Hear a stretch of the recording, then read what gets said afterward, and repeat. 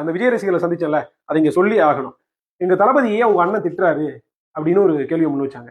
அப்ப நான் உங்களுக்கு வந்து ஒரு பதில் சொன்னேன். சரி, நான் அந்த கேள்விக்கு பதில் சொல்றேன். அதுக்கு முன்பாக நான் ஒரு கேள்வி கேட்கிறேன், நீங்க வந்து அதுக்கு பதில் சொல்லுங்க, அதுக்கப்புறம் நான் உங்க கேள்விக்கு பதில் சொல்றேன் அப்படின்னு. சரி கேளுங்க அப்படின்னாங்க. இந்த மாதிரி உங்க தெருவுல உங்க பக்கத்து வீட்டு ஒரு தூய்மை பணியாளர் ஒருத்தர் அரசாங்கத்தினுடைய அலட்சியத்தினால, மின்சார வாரியத்தினுடைய கையாளாதனத்தினால இந்த மாதிரி மின்தாக்கி படுகொலை செய்யப்பட்டிருக்கிறாங்க.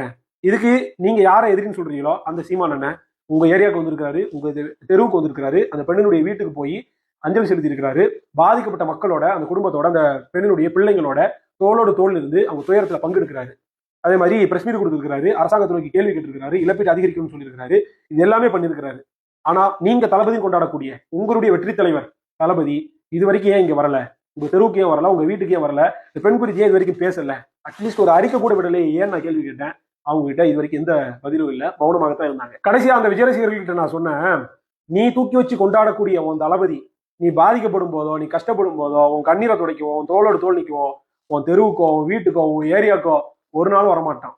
இவ்வளவு ஏன் நீ அவன் ஏரியாவுக்கு போய், அவன் வீட்டுக்கு போய், அவன் வீட்டுக்கு கேட்டுல நாய் மாதிரி காத்து கிடந்தாலும் வெளியே வந்து கூட பார்க்காத ஆளுதான் அவன் தளபதி. ஆனா எங்கன்னா அப்படி இல்லை. எங்களுக்கு ஒரு கஷ்டம்னா, எங்களுக்கு ஒரு துயரம்னா, எங்களுக்கு ஏதாவது ஒரு பிரச்சனைனா எங்களோட தோளோடு தோளாக வந்து நிற்பார். கூட பிறந்த அண்ணன் ஸ்தானத்துல இருந்து என்னென்ன செய்யணுமோ அத்தனையும் செய்வாரு. அதனாலதான் உங்க தளபதியை நாங்க வந்து தூக்கி போட்டு மிதிக்கிறோம், எங்க அண்ணனை தூக்கி வச்சு கொண்டாடுறோம் அப்படின்னு சொல்லியிருந்தேன்.